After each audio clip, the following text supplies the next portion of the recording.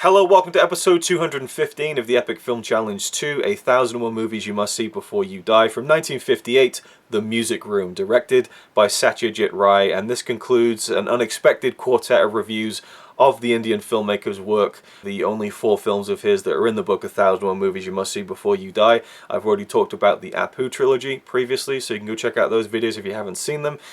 Satyajit Ray exploded onto the world cinema scene in 1955 with Path of Panchali, and in 1956 he followed that up with Apadajito, the sequel, and it wasn't as successful. And with this film, The Music Room, he went to a short story and decided to adapt that to the big screen and to lean more heavily into Indian culture. And this was really the first film to properly showcase Indian music in a film to this degree. And so it was very much seen as something that could be more of a bankable movie in terms of, making money and being successful, all those things that, movies are part of show business for. And this film, I did not know what to expect. The Apu trilogy is almost completely removed from this kind of a film. They're very different. I can feel his fingerprints over all 4 films, but this one is a completely different kind of story. You can tell that there's this master director behind it. You can tell there's someone who has an eye for detail. There's someone who has an eye for all those little things that make a really good film a great film. The use of images and how they tie into the story and the emotions of the characters is so integral to what makes this film work and his other films work. And these are the only 4 films I've seen of his, and they're all so great. So before I even get into it, if you have any recommendations of films from Ray, I know he worked in the 60s, the 70s, the 80s, and even the 90s at some point, so definitely leave your thoughts down below if there's any of his other films that you think are particularly great, because I feel like I might have just watched his 4 best films right at the beginning in 1 week, which is kind of almost upsetting, because I like to kind of savor these films that I know are going to be great. Anyway, The Music Room, let's get into it. I'm not sure when it's set exactly, but it's in the 20th century. I'd say probably in the first half, and it's about this changing of the guard, initially, of the way that money would be earned in India at that time, where the main character, Roy, and I look at the director Satyajit Ray's name, and in my head I read Satyajit Ray.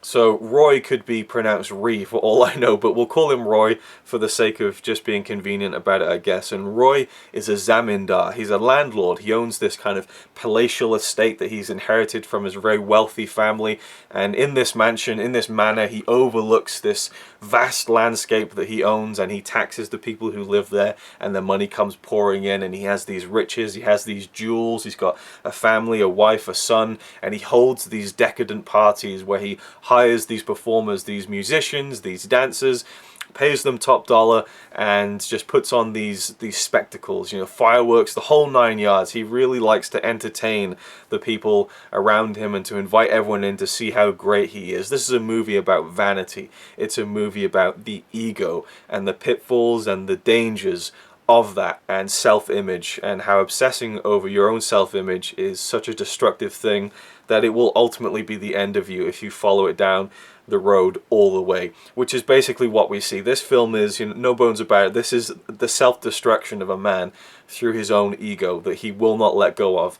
He has such a high idea of himself, such a high idea of his family, his lineage. He needs to live up to the greatness, the royalty, the grandness of his forefathers. There's a great scene where he's literally looking at the portraits of his father, his grandfather, his great-great-grandfather, and he just is very much absorbed in that thing where he's not really feeling about anything outside of himself, and everything around him is just so superficial, but to him it means everything. And that's such a fascinating character study, and the actor who plays him is just incredible. Because, and it's got to be down to the writing, but also the performance, because this is a guy who's not very likable. He isn't likable. It's not that he's not very likable, he's not likable at all, period. And by the end of the film, I was rooting for him, in some strange way, and we'll get to that, where the film leads. I love how it opens with him on top of the mansion, looking out across the barren landscape, and at this point in the film, when we first open, his glory days are over. He has only 2 servants left. He hasn't been downstairs in years. Something bad happened a few years previously, and he just is withering away on the top of this mansion, just looking over the land, which has become flooded and is almost worth nothing now. Well, it is worth nothing. There's no money coming in anymore. And also, like I said, it was about the changing of the guard of the way money was being earned in that place in India at that time, where the zamindari system of being a landlord and just collecting tax was being ushered away in favor of independent money. And that is personified literally in a character called Ganguly, I believe. The neighbor, we'll call him the neighbor just in case I got his name wrong and I'm just saying the wrong name for the whole video, but the neighbor we'll call him, whose presence is always felt in the film. He is a guy who's making money, the same kind of money that Roy was making as a zamindar, but he's doing it independently. He's going out there and he's earning that money. And there's a wonderful scene that just totally sums up everything without saying anything, where Roy goes outside and he looks out across the plains and there's an elephant in the distance, his son's elephant, and he kind of marvels at its majesty. And then suddenly this truck just kind of like goes across the horizon, kind of spoiling the beautiful and natural image. And on the back of the truck, it's the name of his neighbor, who's kind of, it's like part of his industry and so on.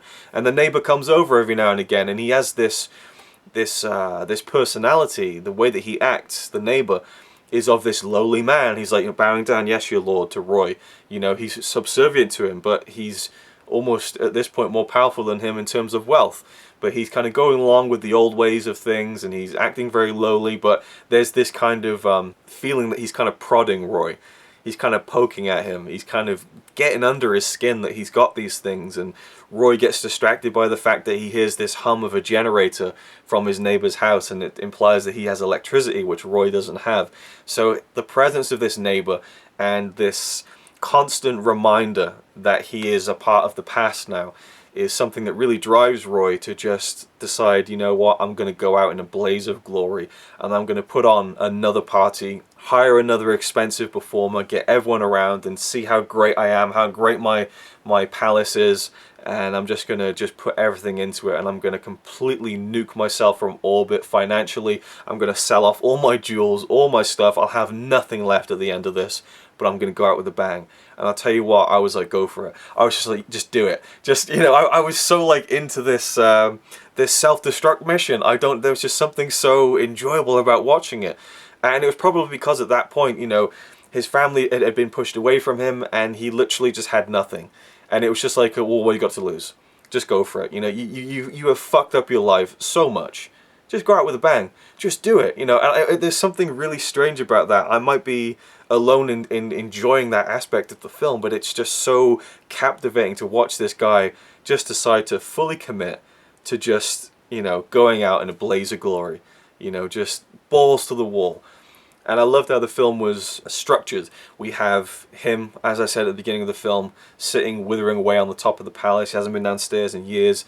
And he hears about someone's initiation ceremony. And he flashes back to his own son's initiation ceremony in one of the parties he held in the music room, in his precious music room in the palace. And so we get a lengthy flashback of a couple of different nights in the music room, and we see him in kind of his glory days, but even the flashback to his glory days, there's still this element that he's running out of money, and the changing of the guard is right on the cusp, and he literally pawned off his wife's jewels.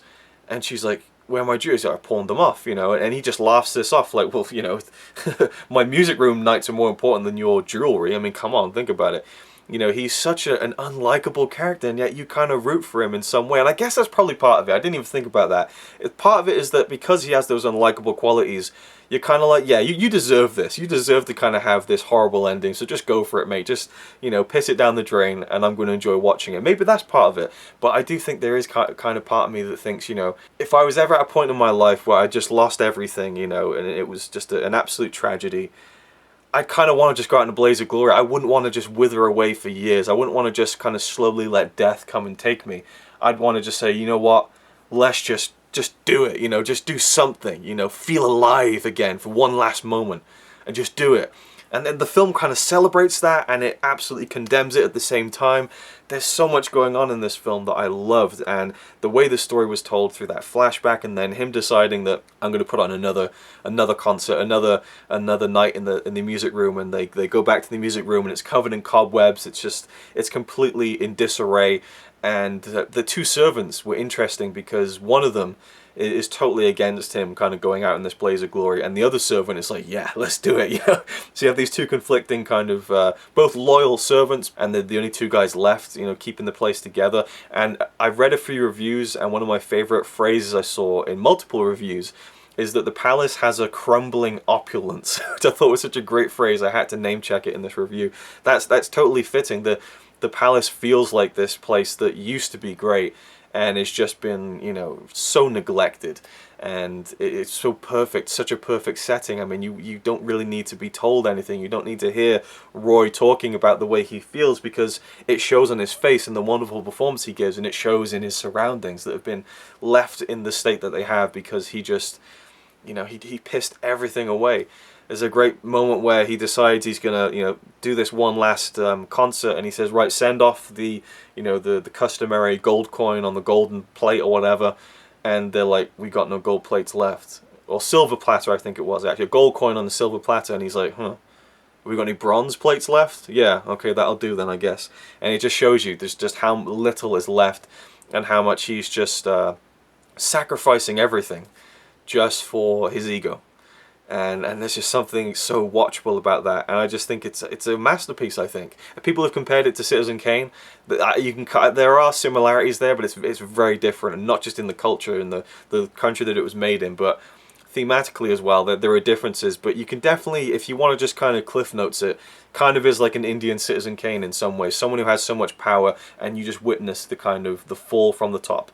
Although again, you can argue that when we flash back to him when he's giving the parties in better days, he's still starting that slip. You know, we don't see him in like the full-blown glory days when he is this absolute ruling zamindar who has all this money. We see that the slowly kind of trickling funds disappear as he's putting on these extravagant parties that are just so ill-advised. And just, I love the direction of the film, the way that we come back to the chandelier lamp that is a part of the opening credit sequence and is a very important part of the very final scene of the film, or the final sequence, which was just, I love that final scene. It was so incredible, and I guess I can talk about some of it, where he gives that final party. He kind of gets to shove it in the face of his neighbor. You know, he really gets a kind of F you moment to the neighbor. And the funny thing is, the neighbor is this guy who has gone out, he's made his own money, and he has been much more of a noble person in earning that kind of money that he has. But he is such a little kind of Weasley shit that you just don't like him. So there's so many conflicting feelings about the characters. And at the end of the night, you know, the dawn is coming, he's sat there, he's drunk, and everyone's left, and he's just alone in his home, in his mansion, and he's looking up at the portraits of his forefathers and the portrait of himself, and he's drunk, and he's like, yeah, this is it, you know. And it's just, again, there's two feelings in every single scene. It almost feels like where you're just like, you're celebrating, you're relishing in his kind of last hurrah, and at the same time you're thinking, what are you doing, you know?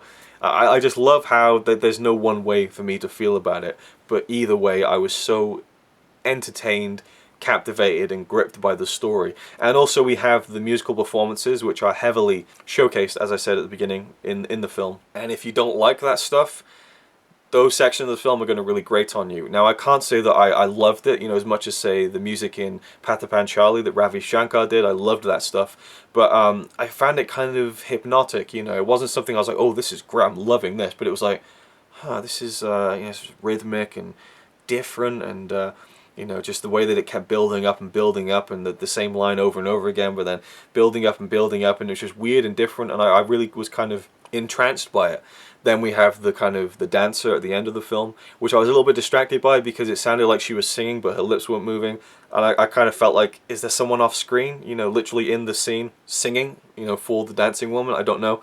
So that kind of threw me off a little bit, and that's really the only kind of minor criticism I have for the film, is that the dancer, you know, there was a female voice singing throughout it, and she didn't seem to be moving her lips at all. So that's the only thing I can kind of throw against the film. Apart from that, it's one of the best films about ego that I've ever seen, I think, and I just loved it. I loved the setting, I loved the actors, you know, all the little bit parts, the servants, you know, even his family, and then the very ending was just, I loved the ending, like the final scene and the last shot of the film, was just like, ah. And I'm a big fan of last shots of film, shots that kind of encapsulate what the film was about.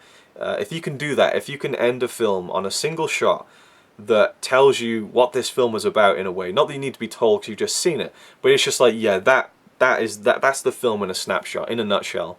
And then that's where you end the film on that beat. I think it was great. So, The Music Room. I really liked it. Can you tell? Is it a film you should see before you die? Abso-fucking-lutely. Loved it so much. I think more than the last two films in the Apu trilogy, even though there's more emotion in, say, Apu Sansa, I think that as a film all round, as this character study of this guy Roy, it's fantastic, absolutely brilliant. Definitely check it out if you haven't seen it. Highly recommended from me, and I'm kind of really sad that there's no more Satyajit Ray films in the book. You know, I wish there was 5 more, but I'll definitely get to more of his films and stuff, but I do fear that I might have kind of, you know, seen all of it, you know, seen like all the masterpieces that he's made so far, because I can't see how I could see any film of his topping Path of Panchali, The Music Room. 2 very different films, but 2 masterpieces, I think, in my mind, that I can't imagine a world in which he made better films than those 2, because they're just so well conceived and put on screen. But I hope that he did make films that are better than that, because then what a treat for me. But I do have a feeling that those are the 2 best ones, The Music Room, Path of Panchali, for me personally. But that's alright, because I can't wait to watch those 2 films again. These are films that get me excited about being a film fan. I'm so eager to get the criterions of The Music Room, of Path of Panchali, and to watch them in full high definition. I mean, they look great on Filmstruck, but you can't beat that kind of constant, consistent frame rate that you get with Blu-ray high definition. That's going to be an exciting one, to get those 2 Blu-rays. So anyway, big thumbs up for The Music Room, and Satyajit Ray as a director in general. I've definitely found a new favourite director, I think. I mean, it depends how I feel about his other films, but certainly it's an amazing start. So yeah, love The Music Room, awesome stuff. Thank you for watching. I'll see you in the next one.